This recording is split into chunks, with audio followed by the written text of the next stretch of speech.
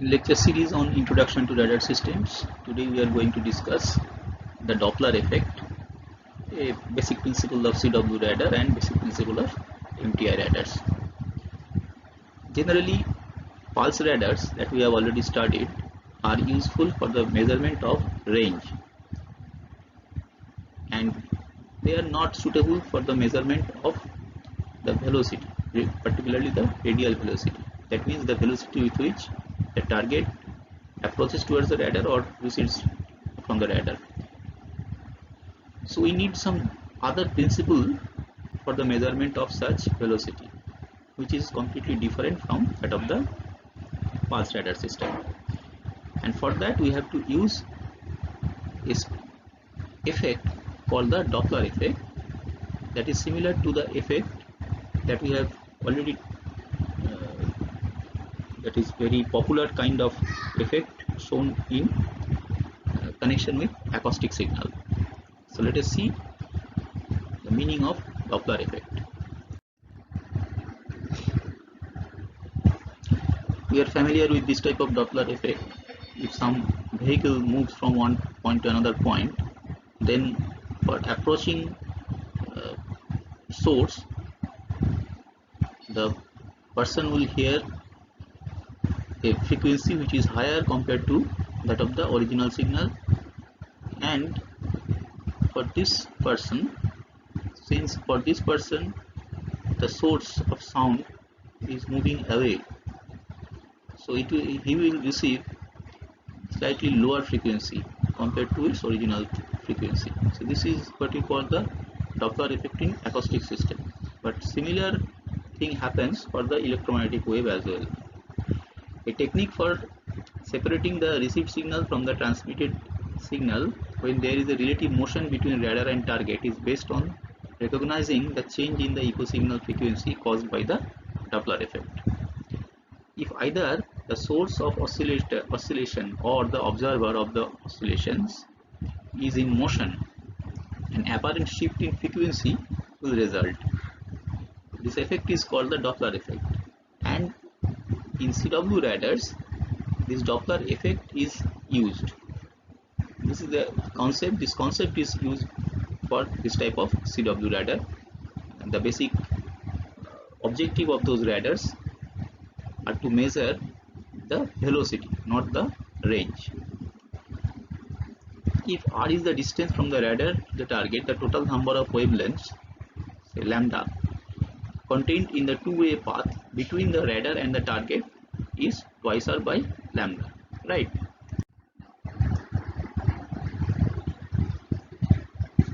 Now we are going to have some expression for Doppler shift. Since one wavelength corresponds to a phase angle excursion of 2 pi radian, the total phase angle excursion phi made by the electromagnetic wave during its transit to and from the target is 4 pi into r by lambda radians. If the target is in motion, r and corresponding phase phi are continuously changing. A change in phi with respect to time is equal to the frequency. So this is the Doppler angular frequency omega d, and it can be written in this way: omega d equal to 2 pi fd. Fd is the Doppler frequency shift in hertz. That can be written as d phi dt. So phi is actually 4 pi r by lambda. So put it here. So 4 pi by lambda being constant, so it will be becomes the coefficient into dr dt. What is the meaning of dr dt? Dr dt means the rate of change of range with respect to time. So rate of change of range means the velocity or the radial velocity of the target. It is actually the if the radar is in motion or the target is also in motion, we can call it as the relative velocity. So 4 pi by lambda into Vr. So this is the value of this omega d or FD. A Doppler frequency shift can be written as FD equal to 2 VR by lambda. So instead of lambda, we can write it in terms of carrier frequency, and in this way. So it is 2 VR F0 by C. F0 is the transmitted frequency. C is the velocity of propagation of the electromagnetic wave. Its value is assumed to be 3 into 10 to the power 8 meter per second. Now, if FD is in hertz, here in kilowatt, and knots, and lambda in meter, Doppler frequency can be written in this way at 1.03 VR by lambda.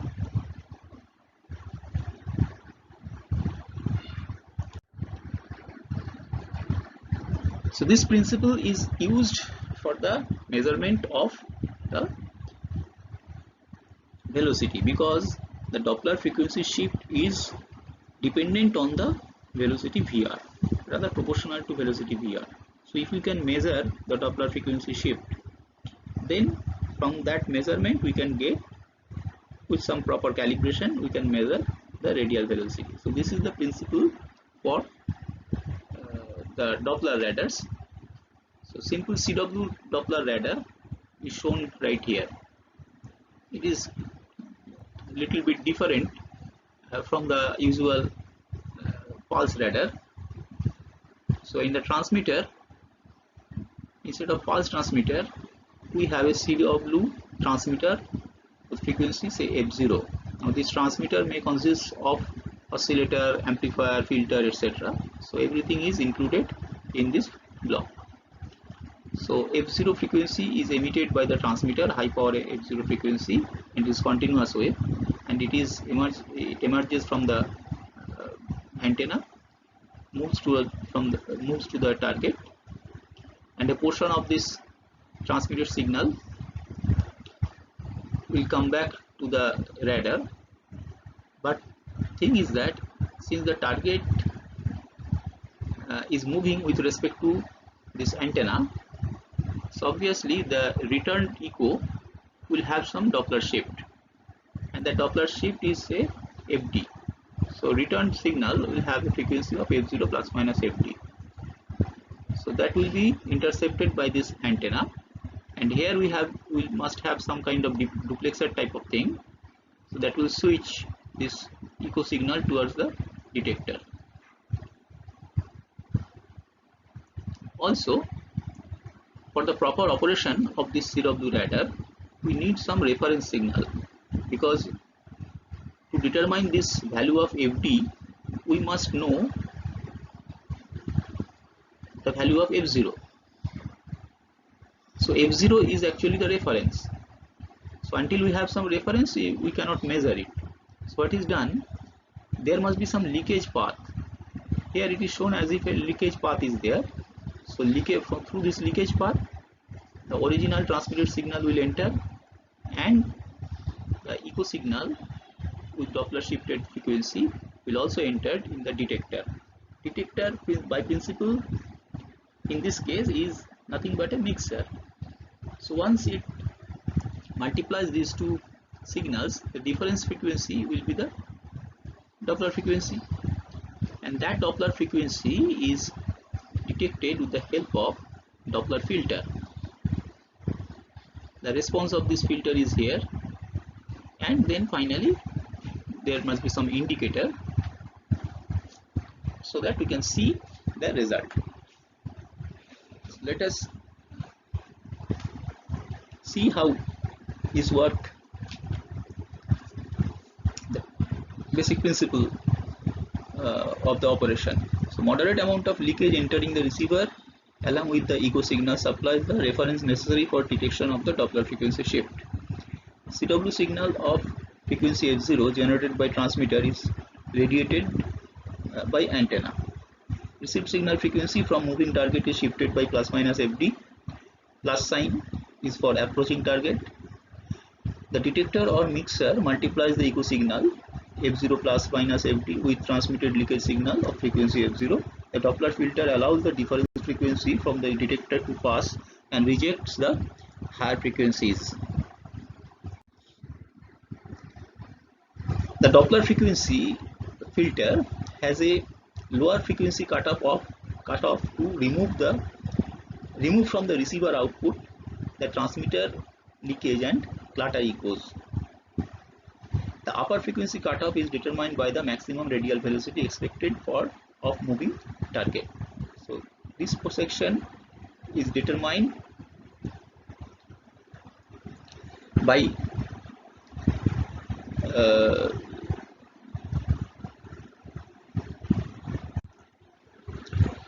the transmitter leakage and clutter echoes, and this section near this region, upper cutoff, it is determined by the maximum radial velocity. That means if the radar is made to detect high-speed fighter planes, then that value will be completely different from that for commercial flights, that will measure the velocity of commercial flights. The Doppler filter passes signals with the Doppler frequency FD located within its pass band, but the sign of the Doppler is lost along with the direction of the target motion. So that's the problem with this type of CW Doppler radar. We cannot sign of the Doppler shift actually tells us about the direction of the target. That means whether the target is approaching or going away from the radar. So that information will be lost.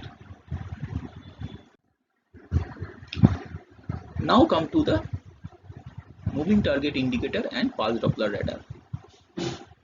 We have already studied the basic principle of operation of CW radar, and CW radar is actually built to measure the velocity only.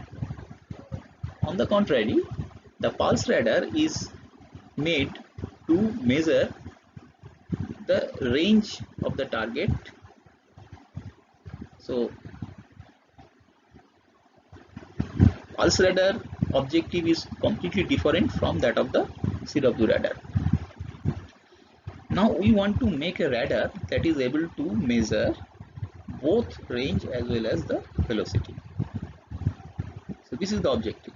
We want to measure simultaneously, we want to measure the range and the velocity, radial velocity of the target.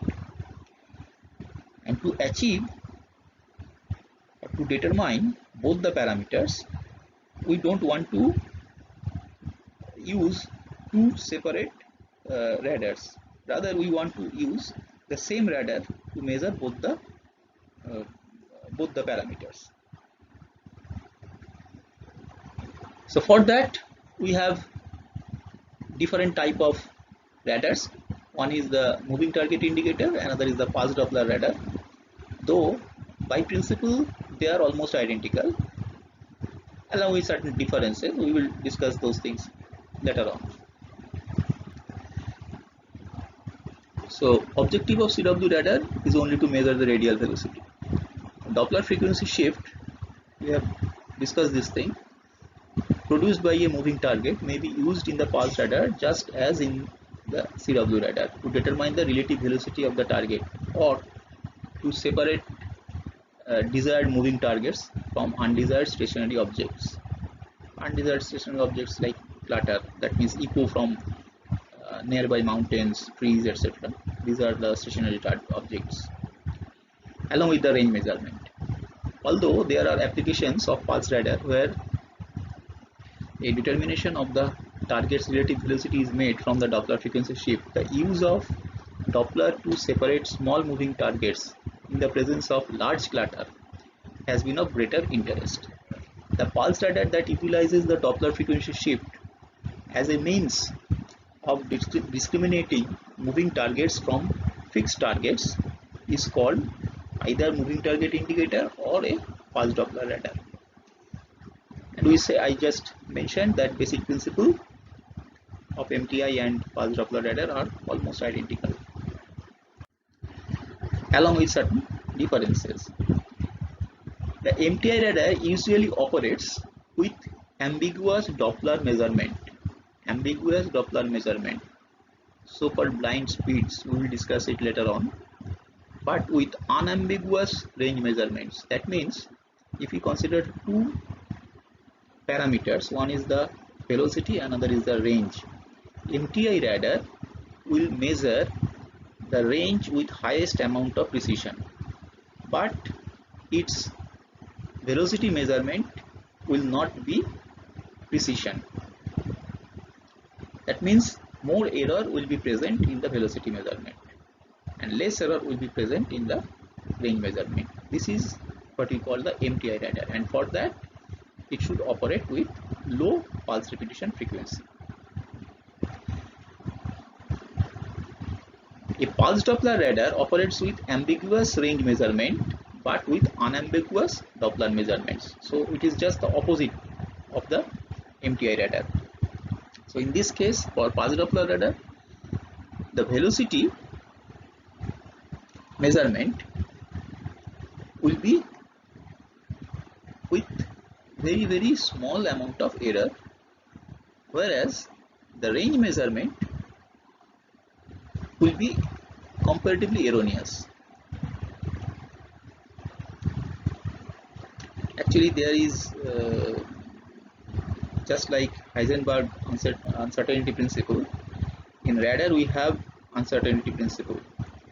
It is said that you cannot measure both the range and the velocity simultaneously with equal precision.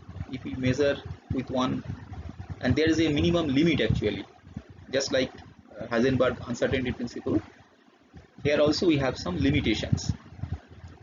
So error in range measurement and error in velocity measurement, if you multiply them, that should be less than some certain value. So we cannot measure both of them with highest precision. That you have to understand it. So MTI radar can measure both of them.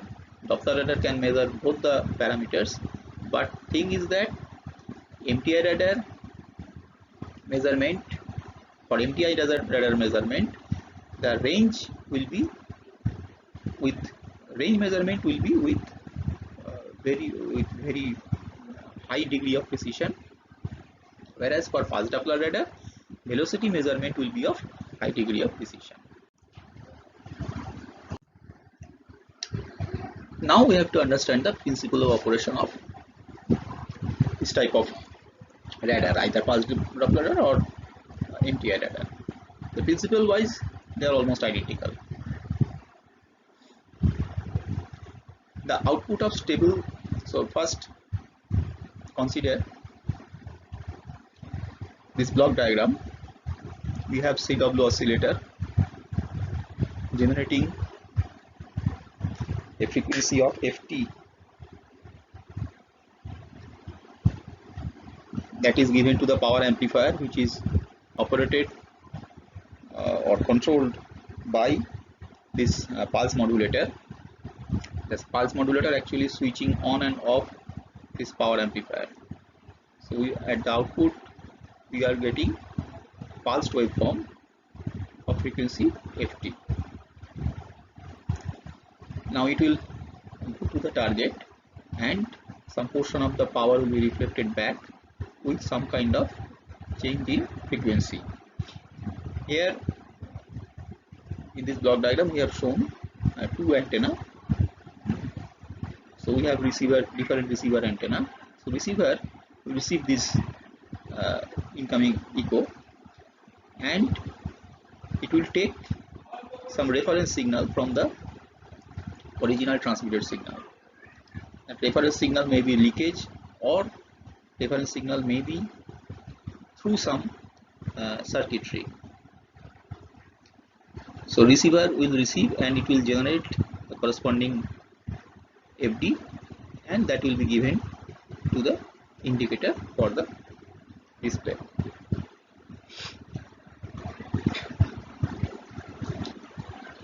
The thing is that this oscillator must be stable enough. That means it should not change its carrier frequency. If carrier frequency changes, then it will be reflected in the measurement of FD. So it must be stable enough.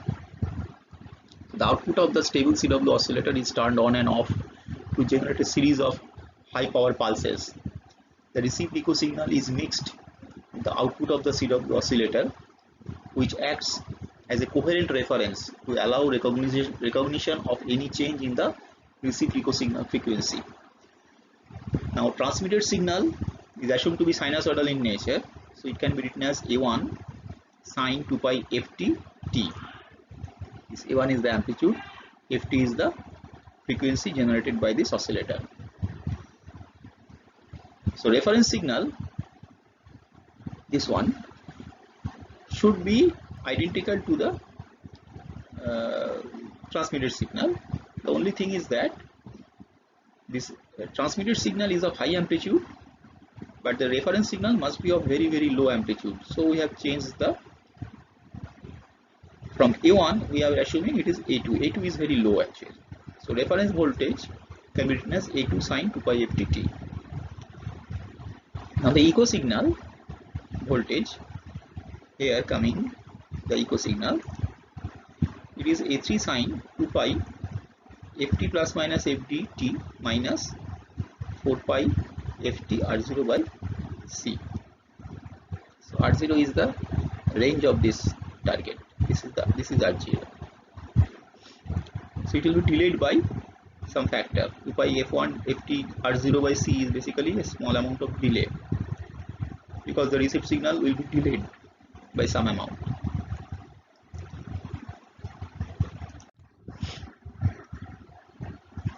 The reference signal and the target echo signal are heterodyned in the mixer stage of the receiver. Only the low frequency or the difference frequency component from the mixer is of interest, and the corresponding voltage is V difference is A4 sine 2 pi fdt minus 4 pi ft r0 by c. Just taking the difference between difference signal. When we multiply these two signals, you will have some signal and the difference signal. So we are taking the difference signal. This is the difference signal. So difference signal frequency is the Doppler frequency FD here.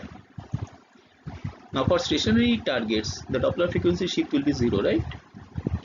So for stationary target, this V difference will not vary with time, because under this condition FD, if FD is 0, then it becomes A4 sine minus 4 pi ft r0 by c. So everything is constant. Since everything is constant, so V difference will be a pure DC, right? So for stationary platter or stationary targets, this V difference will be constant, and that is why we need very stable oscillator, because if Ft varies, then V difference will not be DC, it will have certain value. So we have to make sure that Ft is stable enough so that V difference is constant for the stationary targets or stationary clutter.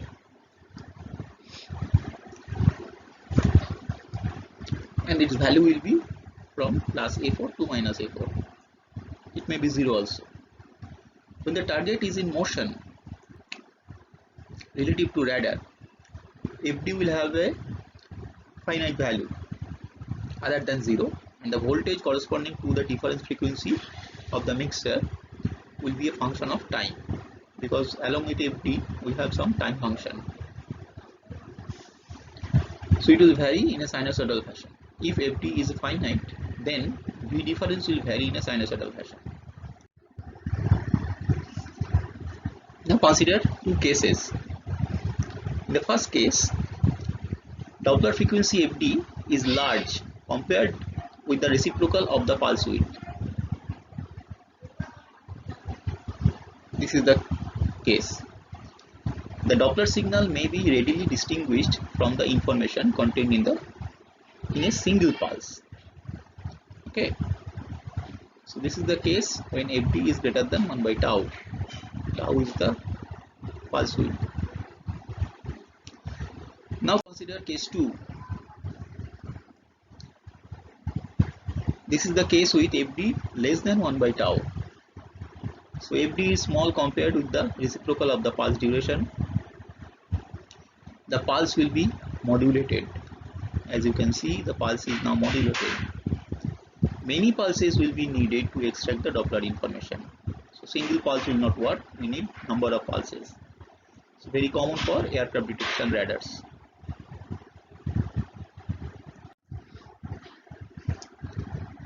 Now we have to distinguish the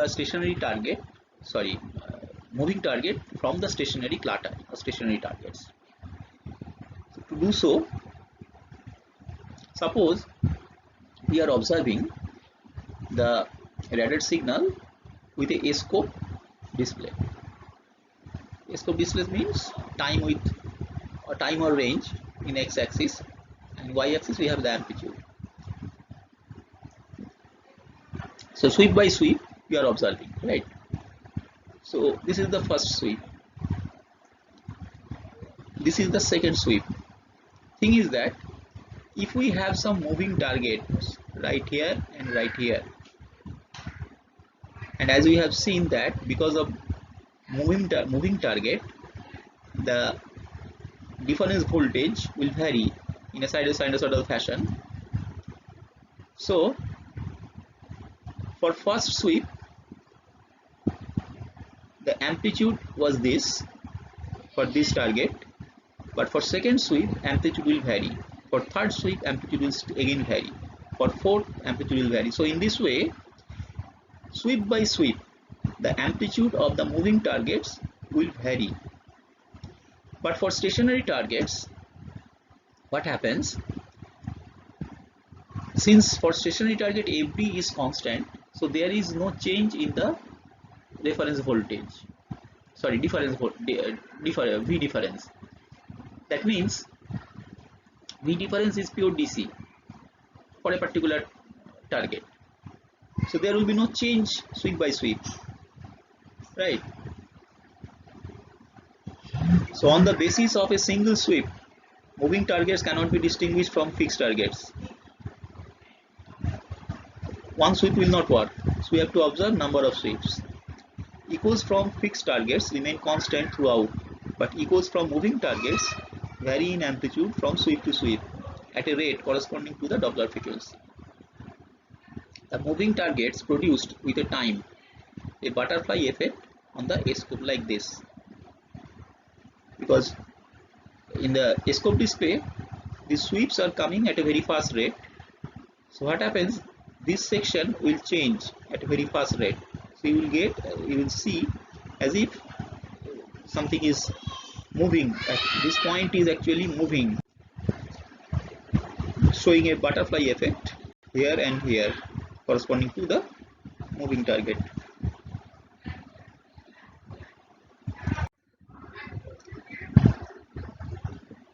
Now consider the delay line canceller. The delay line canceller acts as a filter to eliminate the DC component of fixed target. It passes the AC components of moving targets. The video portion of the receiver is divided into two channels.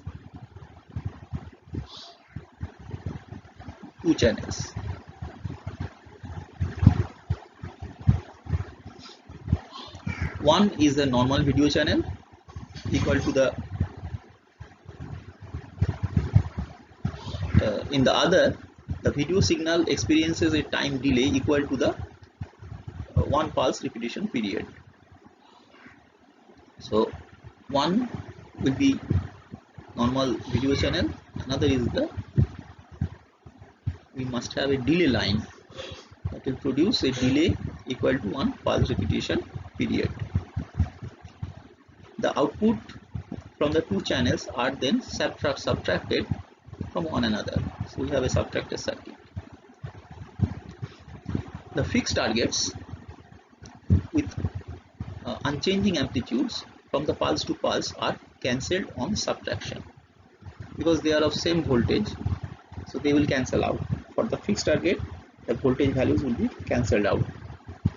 by the subtractor. The amplitude of the moving target echoes are not constant from pulse to pulse, and subtraction results in an uncancelled residue. The output of the subtraction circuit is a bipolar video which is converted to unipolar video using rectifier or absolute value. So we have to determine the absolute value, then we get the unipolar video. Then if you want to see the actual whatever we are getting for analog display, we may have the digital to analog converter, or we can process the digital data directly. So this is a kind of delay line canceller. This is also called a single delay line canceller because we have one delay line.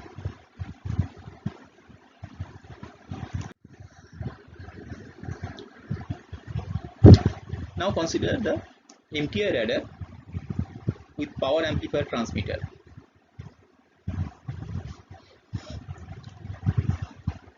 This circuit is little bit complicated. So first of all, we need two oscillators. One oscillator is called STALO. This is the stable oscillator. Another oscillator is called COHO. This is the coherent oscillator. These two oscillators are mixed to produce FL plus FC. This one is FL, this one is FC. So it will produce FL plus FC. So FL plus FC actually is the RF signal.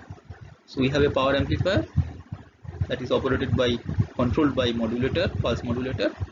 So at the output we have FL plus FC signal. So basically these are pulse signals. So that is going towards through the antenna. They will go to the target.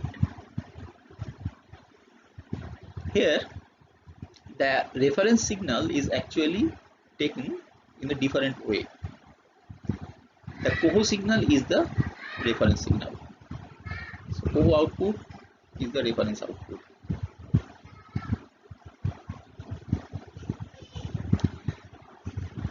Reference signal of frequency FC is generated by a stable. So reference signal is generated by this COHO oscillator or coherent oscillator, and this FC is same as that of the IF frequency of the receiver.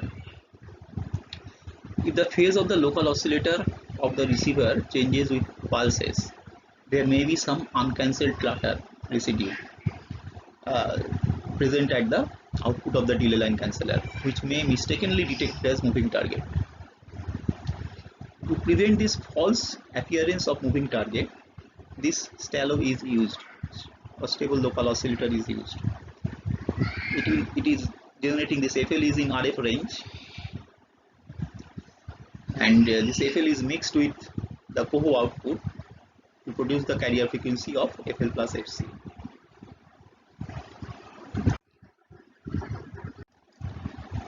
Now returned signal FL of frequency FL plus FC plus minus FD. This is the Doppler frequency shift. We are heterodyning with the STALO first to produce the intermediate frequency. Intermediate frequency for the echo signal is FC plus minus FD, right? Now reference signal from COHO and the IF echo signal are fed into the mixer, and that mixer is the phase detector. So this phase detector output is proportional to the phase difference between the two input signals. So output of the phase detector contains the moving target information FD, which is given to delay line canceller for further processing. So this is how MTI radar with power amplifier transmitter works. So thanks for your attention. We will meet in the next class. Thank you very much.